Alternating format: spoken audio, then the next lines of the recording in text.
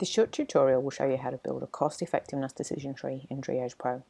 We'll build the example model in the Files view, CE Decision. This decision tree uses cost-effectiveness analysis to compare a new versus a standard treatment where either treatment may or may not eradicate the tumour. Create a new decision tree from the Launchpad. This prompts us to set up the calculation preferences via the Model Setup wizard.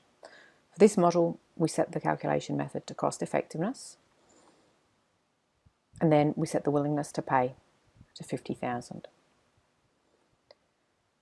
Finally, we can skip through the other settings, and then we can set the numeric formatting.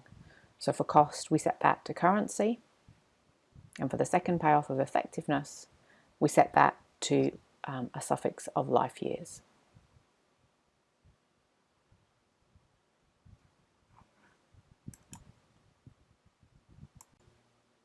For any model, we need to add the strategies as branches of the decision node. Double-click or use the toolbar to add branches. And then we label the strategies appropriately.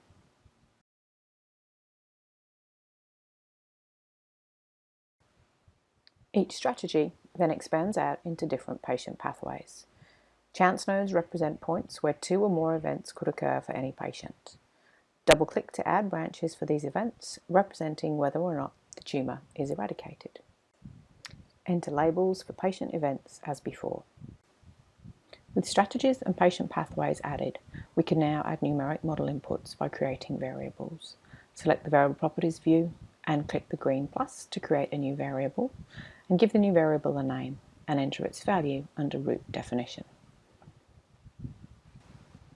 Reference the variable for the probability of the radiation eradicating the tumour below the branch where it's needed within the model. Below the other branch, we enter the hashtag, which is the complementary probability, and we'll calculate 1 minus the probability for us. All the variables for cost and utilities are now defined at the decision node. The cost and utility values for each scenario need to be entered before the model can be analysed. To enter scenario, we just change the chance node to a terminal node.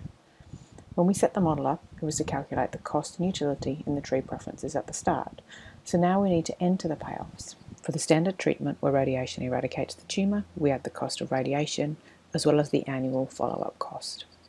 For the effectiveness, we just add the effectiveness of the tumour being eradicated. Repeat the same steps for all scenarios.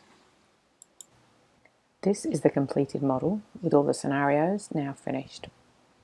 Roll back the model to see the values calculated.